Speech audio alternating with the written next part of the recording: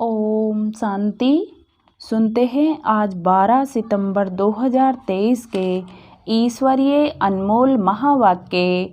आज मीठे प्यारे शिव बाबा ने कहा, मीठे बच्चे, तुम्हें 100% सर्व गुणों में संपन्न बनना है। दिल दर्पण में देखना है कि हम कहाँ तक पावन बने हैं। प्रश्न में कहा, तुम बच्चे कौन सा उत्सव रोज मनाते हो और मनुष्य कौन सा उत्सव मनाते हैं।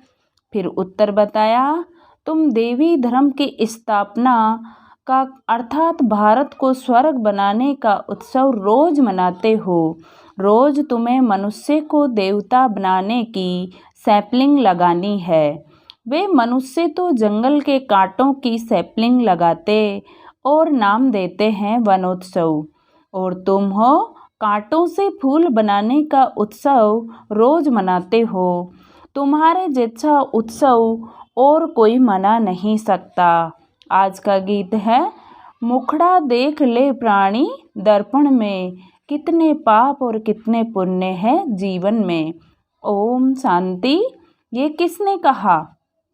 यहाँ तो है ही बाप और बच्चों का सम्मुख मिलन।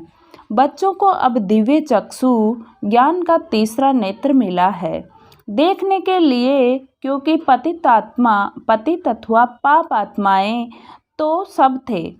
पतितों के पावन बनाने के लिए बाप श्रीमत देते हैं। यह श्रीमत देने वाला कौन है? तो उनको भी समझाना चाहिए। वही बोलते हैं आत्माओं को। आत्मा जानती है मैंने इस शरीर से अच्छे कर्म किए हैं या बुरे कर्म किए हैं। बाबा तुम बच्चों को समझा देते हैं। यह तो जरूर है, सब पतित थे। अब तुम देखो हम कहाँ तक पावन बने हैं और देवी गुण धारण किए हैं। देवी गुण धारण कराने वाला है सर्व गुणों का सागर बाप। वह बैठ समझाते हैं। मनुष्य तो गाते हैं, मुझ निर्गुण हारे में कोई गुण नहीं। खुद कहते हैं हमारे में गुण नहीं है। अब तुम बच्चों को फिर 100% सर्व गुण संपन्न बनना है। कहते हैं अपने दिल में देखो। जब सर्व गुण संपन्न बनेंगे तब ही तुम श्री लक्ष्मी व श्री नारायण को वर सकेंगे। पहले पहले तो बाप का परिचय देना चाहिए, ऐसा जो बेहद का बाप है, जिसके लिए गाते हैं तुम मात पिता हम बालक तेरे। उस परम पिता की बड़ी महिमा है। कहते हैं ओम नमो शिवाय। अब वह तो स्वर्ग का रचयिता है। जरूर हमको बाप से स्वर्ग का वर्षा लेने का हक है। बेहद के बाप का वर्षा स्वर्ग की बादशाही है जो हमको देते हैं। बाप को स्वर्ग की बादशाही थी, अभी भारत को स्वर्ग की बादशाही थी, अभी नहीं है। जरूर बाप से ही मिली थी। भारत ही सचखंड बनता है। सच शिव बाबा का यह जन्म स्थान है। यह कोई नहीं जानते। शिवरात्रि गाई जाती है, वह कौन सी? श्री कृष्ण की भी रात्रि, शिव की भी रात्रि दिखाते हैं। श्री कृष्ण का तो माँ के गर्भ से जन्म हुआ है। शिव बाबा के लिए जन्माष्टमी तो वास्तव में नहीं कहेंगे। शिव बाबा आते ही हैं जब ब्रह्मा की रात होती है। रात के बाद दिन अर्थात कलयुग का अंत और सतयुग की आदि होती है। इसको कहा जाता है घोर अंधियारी रात। यह बेहद की बात हो गई। हद की रात तो होती ही है, परंतु कलयुग अंत को घोर अंधियारा कहा जाता है। ज्ञान अंजन सतगुरु दिया। सतगुरु ज्ञान सूर्य बाप को कहा जाता है। पहले पहले तो बाप और वर्षे का परिचय देना है। समझो कोई बादशाह को बच्चा नहीं है, किसी गरीब के बच्चे को गोद में लेता है तो बच्चा दिल में जानता है ना कि मैं गरीब था, अब मैं बादशाह का बच्चा हूँ। तुम भी जानते हो हम रावण का बनने से बहुत गरीब कंगाल बन गए थे। अभी हम बेहद के बाप के बने हैं। उनसे हम स्वर्ग का वर्षा मिलता है। यह अच्छी तरह परिचय देना है। और फिर लिखा कर लेना है। हमको बेहद का बाप से बेहद का वर्षा मिलता है, यह ज्ञान और कोई दे नहीं सकता। सन्यासी तो घर बार छोड़ जाते हैं, वह फिर माँ बाप चाचा मामा आदि कहलाने से निकल गए, खलास। यहाँ तो गृहस्थ धर्म की बात है, वह गृहस्थ धर्म का त्याग करते हैं। तुम बच्चों को बाप समझाते हैं। तुम सो देवी देवता गृहस्थ धर्म में थे, सर्वगुण संपन्न, संपूर्ण निर्विकारी, 16 कला संपूर्ण, मर्यादा पुरुषोत्तम थे। अब तुम स्वर्ग के मालिक भी थे। फिर पूजे से तुम पुजारी बन अपनी पूजा भी करते हो। जब तुम पूजे सो देवी देवता हो तो तुमको वहाँ पूजा करने की दरकार नहीं है। वैसे ही भारत देवी देवताओं का पूज्य कुल था, अभी पूज्य से पुजारी बने हो। फिर तुम बच्चों को पुजारी से पूज्य देवी देवता बनना है, इसलिए ही गाया जाता है, आपे ही पूज्य और आपे ही पुजारी। बाप पूज्य से और पुजारी नहीं बनते, बाप तो सदा पूज्य ही हैं। भक्ति मार्ग में ब्राह्मण लोग मंदिर में शिवलिंग रखते हैं, फिर बाप की बैठ पूजा करते हैं। हम उनके बच्चे हैं। हे परमपिता परमात्मा ऐसे कहेंगे ना, वह तो है निराकार, आत्मा भी है निराकार। शिव के पास जाते हैं तो कहते हैं परमपिता परमात्मा निराकार शिव। ये आत्मा ने कहा इन ऑर्गन्स द्वारा। अभी तुम बच्चे यह भी जान गए हो कि जो अच्छे कर्तव्य करके जाते हैं तो उन्हों की महिमा की जाती है। अभी तुम माता पिता उस निराकार को ही कहते हो। तुम्हारे सहज राजयोग और ज्ञान की शिक्षा से हम सुख घनेरे पाएंगे, उसके लिए तुम पुरुषार्थ कर रहे हो। कितनी सहज बात है। तुम प्रजापिता ब्रह्मा के बच्चे बीके प्रैक्टिकल में हो, सम्मुख बैठे हो। शिव बाबा और ब्रह्मा बाबा दोनों के सम्मुख हो। शिव बाबा को अपना शरीर तो है नहीं, तुम जानते हो। शिव बाबा इनके मुख द्वारा राजयोग सिखला रहे हैं।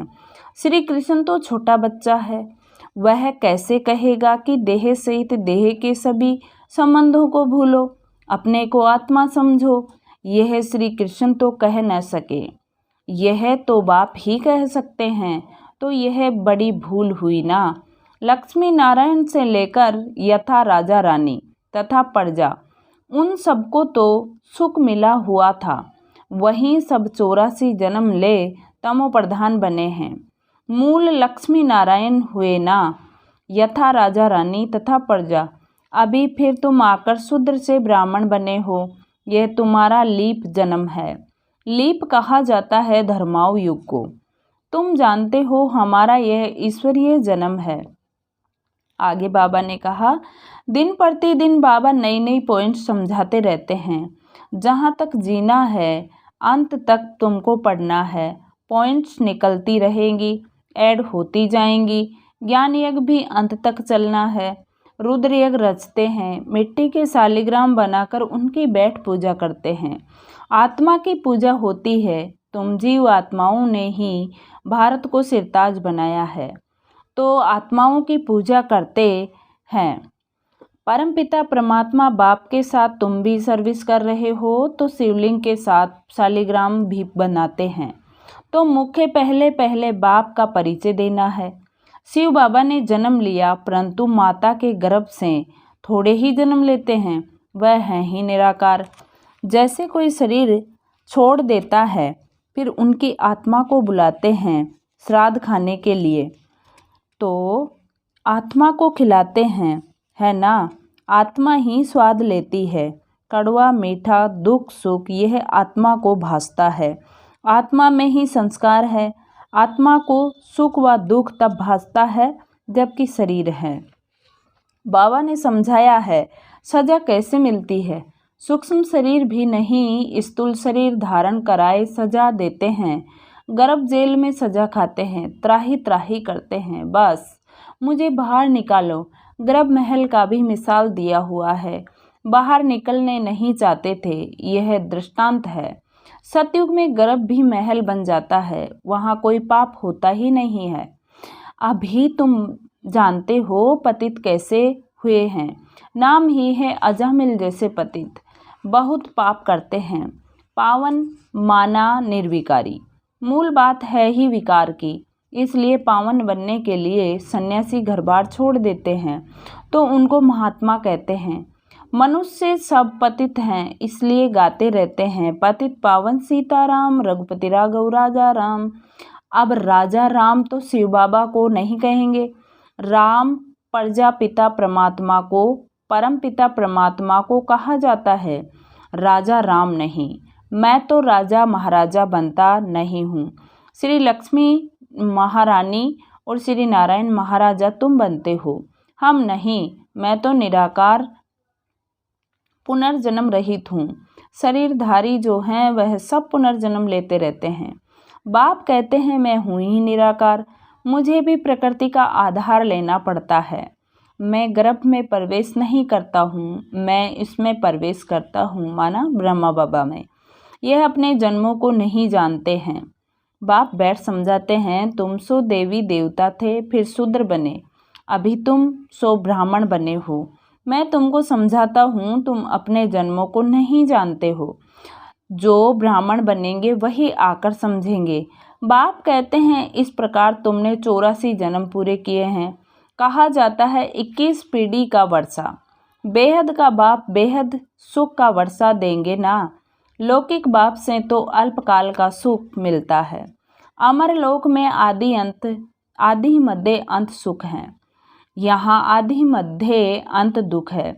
तुम पार्वतियों को अमरनाथ शिव बाबा अमर कथा सुनाते हैं, सत्यनारायण की कथा भी वह सुनाते हैं।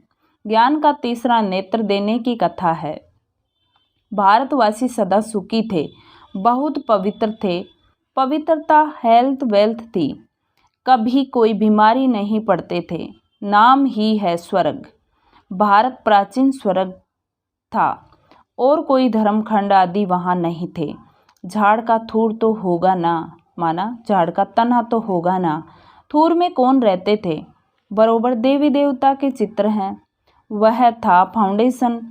परंतु अपने को देवी देवता धर्म वाले कहलाते नहीं। अभी उन्हों की राजधानी स्थापन हो रही है। तुम सतयुग का राधे कृष्ण का जोड़ा बन सकते हो। आओ तो हम आपको समझाएं। तुम सच सच स्वर्ग का प्रिंस कैसे बन सकते हो? इस समय तो सब पतित हैं, कोई भी युक्ति से लिख सकते हो। कहते हैं सब धर्म मिलकर एक हो जाएं, परंतु यह कैसे हो सकता है? एक धर्म तो सतयुग में ही था, एक मत एक भाषा थी, ताली नहीं बजती थी, विश्व के मालिक थे और कोई धर्म नहीं था। वह कैसे बने? फिर और धर्म कैसे आए? ये कोई की बुद्धि नहीं चलाते हैं। जब बिल्कुल ही पतित बन जाते हैं तब ही पतित पावन बाप आते हैं और धर्मों की पावन आत्माएं ऊपर से आती है। पहले धर्म स्थापक खुद आते हैं, फिर उनके पीछे पिछाड़ी औरों को बुलाते हैं। आओ, उनको तो सतो रजो तमो में आना ही है। जो भी आते हैं सबको सतो रजो से फिर तमो बनना ही है। परंतु अभी तुम पतित से पावन बनते हो। सब बुलाते हैं, ओ गॉडफादर आओ, आकर के हमको हेवन में ले जाओ। वह हेवन कोई मुक्ति को, कोई जीवन मुक्ति को समझते हैं। तुम समझते हो हेवन जीवन मुक्ति को कहा जाता है। तुम्हारा सैपलिंग लग रहा है, वह फिर जंगल के कांटों का सैपलिंग लगा रहे हैं। रात दिन का फर्क है। उनका भी उत्सव मनाते हैं, वनोत्सव। झाड़ उगाने के लिए उत्सव मनाते हैं। तुम देवी धर्म स्थापना का अर्थ भारत को स्वर्ग बनाने का रोज उत्सव मनाते हो। रोज मनुष्य से देवता बनाने का पुरुषार्थ करते हो। कांटों से फूल बनाना यह तुम्हारा रोज का उत्सव होता है। बागवान फिर जरूर इतना इनाम भी देंगे। बच्चों ने गीत सुना, हे प्राणी अपने दिल दर्पण में देखो। तुम स्वर्ग के देवी देवता बनने अथवा लक्ष्मी को वरने लायक बने हो। कोई अवगुण तो नहीं है। बल तूफान तो खूब आएंगे, माया छोड़ती कोई को नहीं है। बड़े बड़े दीपकों को भी बुझा देती है। उल्टे सुल्टे संकल्प तो खूब वार करेंगे। मजबूत रहना, इसमें मुरझाने की बात नहीं है। बाप से योग तोड़ नहीं देना। सबका खिवैया वह बाप है। विषय वैतरणी की बड़ी खाड़ी है, उसे तुम योग बल से पार करते हो। विषय सागर से पार होकर तुम क्षीर सागर में चले जाएंगे। विष्णु का राज्य क्षीर सागर में है, अर्थात घी की नदी बहती है। यहाँ तो घासलेट की है, रक्त की नदियाँ बहती हैं। तुम बच्चे जानते हो, शिव बाबा की श्रीमत से हम शिवालय में जा रहे हैं, जहाँ हम सदैव सुखी रहेंगे। तुम सदा सुखी थे, माया ने दुखी बनाया है, ग्रस्त व्यवहार को अधर्मी बना दिया है। वहाँ है ग्रस्त व्यवहार धर्मी। अभी तुमको बाप श्रेष्ठाचारी देवी ग्रस्त धर्म वाला बना रहे हैं। पहले पहले मुख्य है बाप का परिचय। तुम बाप का बनने से स्वर्ग का मालिक बन सकते हो। ये तो दुखधाम है। तुम स्वर्ग में जाते हो वाया मुक्ति धाम, इसलिए शिवपुरी विष्णुपुरी को याद करो। याद करते करते अंतमति सो गति हो जाएगी। यह याद रखो, हमारे 84 जन्म पूरे हुए, फिर हम कल आकर राज्य करेंगे। दिल दर्पण में अपनी शकल देखते रहो, कोई अवगुण तो हमारे में नहीं है। अच्छा, मीठे मीठे सिक्की लदे बच्चों प्रति माता पिता बाप दादा का याद प्यार और गुड मॉर्निंग। रूहानी बाप की रूहानी बच्चों को नमस्ते।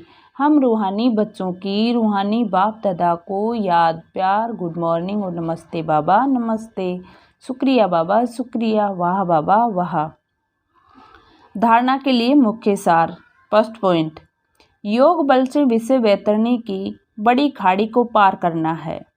उल्टे संकल्पों में मुरझाना नहीं है, मजबूत रहना है। सेकंड पॉइंट, पूजनीय बनने के लिए बाप के साथ भारत को सिरताज बनाने की सेवा करनी है। और आज मीठे प्यारे बाबा ने वरदान दिया बच्चों को, ट्रस्टी बन लौकिक जिम्मेवारियों को निभाते हुए अथक रहने वाले डबल लाइट भव। मतलब ट्रस्टी बन लौकिक जिम्मेवारियों को निभाते हुए अथक रहने वाले डबल लाइट भव। लौकिक जिम्मेवारियों को निभाते हुए सेवा की भी जिम्मेवारियां निभाना, इसका डबल लाभ मिलता है। डबल जिम्मेवारी है तो डबल प्राप्ति है, लेकिन डबल जिम्मेवारी होते भी डबल लाइट रहने के लिए स्वयं को ट्रस्टी समझकर जिम्मेवारी संभालो तो थकावट का अनुभव नहीं होगा। जो अपनी गृहस्थी अपनी प्रवृत्ति समझते हैं, उन्हें बोझ का अनुभव होता है। अपना है ही नहीं तो बोझ किस बात का। स्लोगन है, सदा ज्ञान सूर्य के सम्मुख रहो तो भाग्य रूपी परछाई आपके साथ रहेगी। सदा ज्ञान सूर्य के सम्मुख रहो तो भाग्य रूपी परछाई आपके साथ रहेगी। ओम शांति। अब आज की मुरली से सोमान लेंगे, मैं जिम्मेवारियों को निभाने वाली अथक डबल लाइट आत्मा हूँ।